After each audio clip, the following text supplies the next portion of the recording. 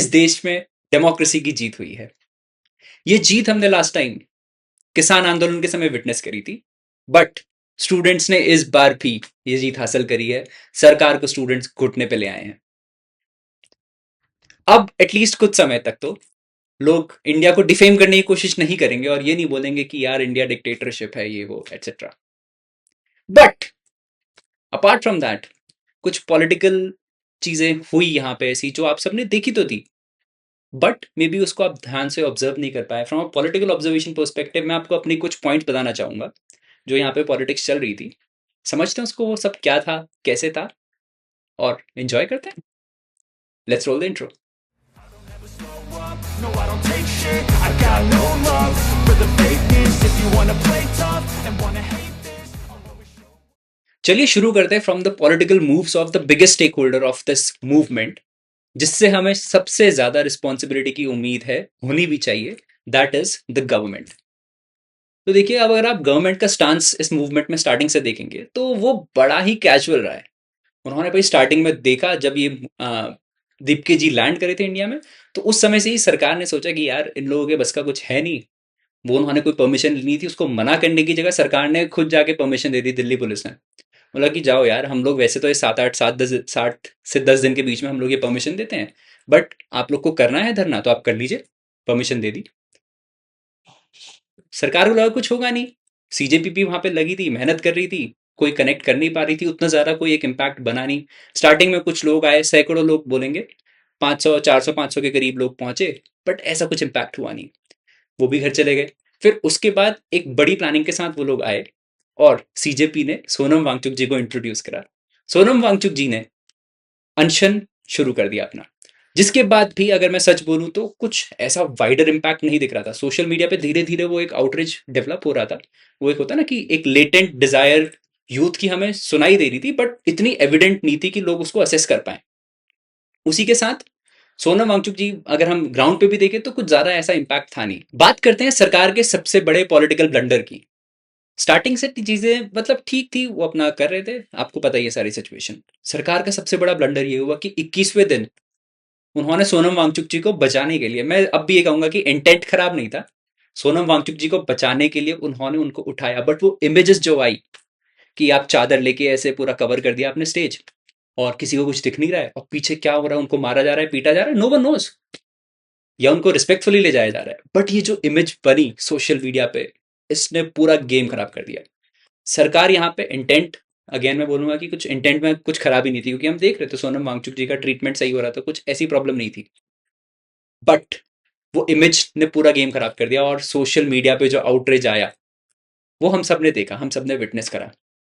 उसी के बाद जो भी पॉलिटिकल एडवाइजर्स हैं सीजेपी के, इसके बारे में भी हम बात करेंगे, जो भी सीजेपी के पॉलिटिकल एडवाइजर्स हैं उन्होंने जो डिमांड्स करी, उन्होंने जो आगे मूव्स चले, वो भी बड़े ही स्ट्रैटेजिक थे। देखिए उसी टाइम पे, राइट टाइम पे पीआर कैंपेन एकदम से हाइप हुआ, पीआर स्ट्रैटेजी जो भी होती है वो हुआ, और नेचुरली जो लोग थे, जो सपोर्टर्स जिनके अंदर लेटेंट डिजायर्स थी कि यार ये जो हो रहा है वो गलत हो रहा है, वो सब उसमें एकदम से बहुत तेजी से जुड़े और ये सोशल मीडिया आउटरीच बहुत बड़ा हो गया। मतलब इसको हम ये नहीं बोलेंगे कि it was only a PR driven thing.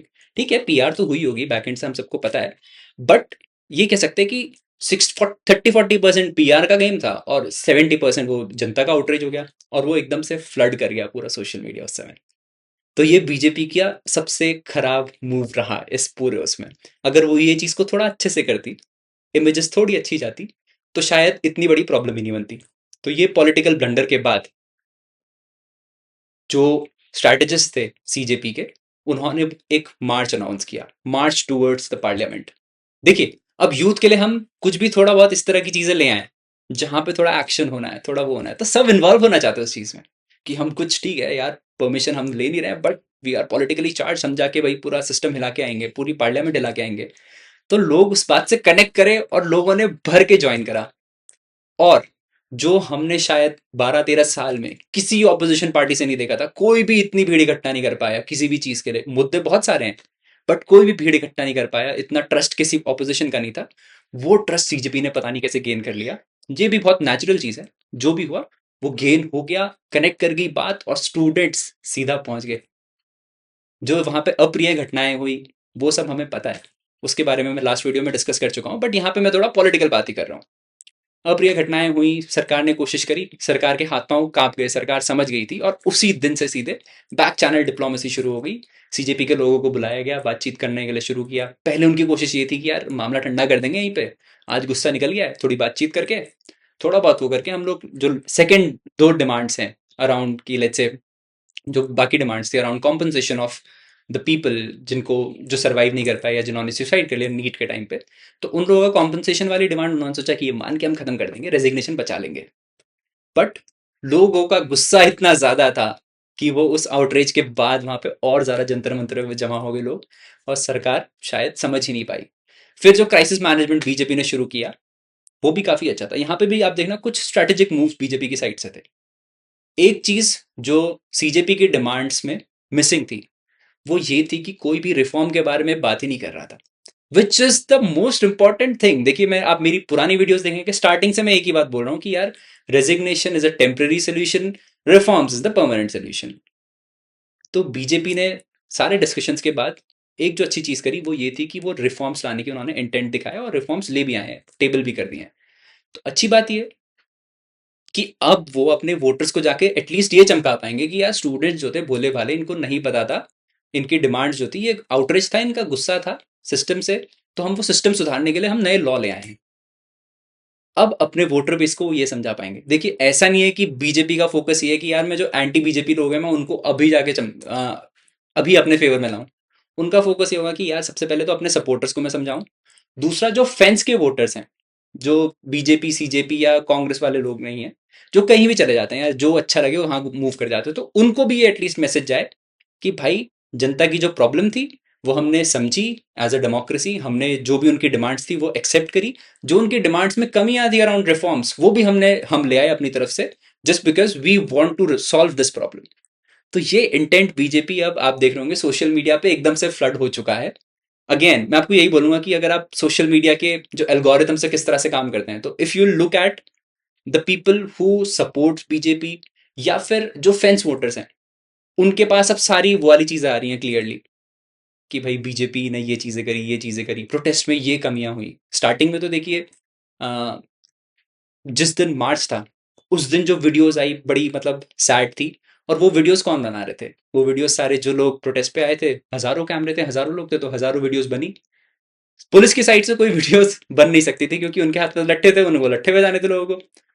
तो पुलिस की साइड से वीडियोस नहीं बनी। बट ऐसा नहीं है कि यार मूवमेंट में सब चीज पुलिस ने ही गलत करी, ब्रुटैलिटी सिर्फ पुलिस के साइड से थी, सीजेपी के लोग या जो प्रोटेस्टर्स थे उन्होंने कुछ गलत किया ही नहीं। तो जो उनकी साइड से गलत हो वो वीडियोस अब निकल के आ रही हैं सोशल मीडिया पे, और वो अपने वोटर्स को जाके दिखा रहे हैं कि भाई ये देखो, ये भी गलत है, हमसे गलती हुई है तो इनसे भी गलती हुई है, ताकि मामला बीच में सेटल कर दें। तो ये क्राइसिस मैनेजमेंट का जो मूव रहा है सरकार का वो भी मुझे काफी इंप्रेसिव लगा। देखते हैं इसका लॉन्ग टर्म इम्पैक्ट क्या जाता है। आई थिंक मेरे ख्याल से चीजें शायद सॉर्ट आउट हो जाएंगी। बीजेपी अपने वोटर्स को एटलीस्ट ये समझा देगी कि भाई ठीक है, हमसे गलती हुई, हमने वो कोर्स करेक्शन किया, हम लॉ भी लाए, हमने सब चीज ठीक भी कर दी, हमने उनकी बातें भी एक्सेप्ट कर ली, स्टूडेंट्स जो भी डिमांड कर रहे थे वो भी एक्सेप्ट कर ली। तो बीजेपी का चैप्टर तो यहाँ क्लोज करते हैं, अब चलते हैं सीजेपी की तरफ।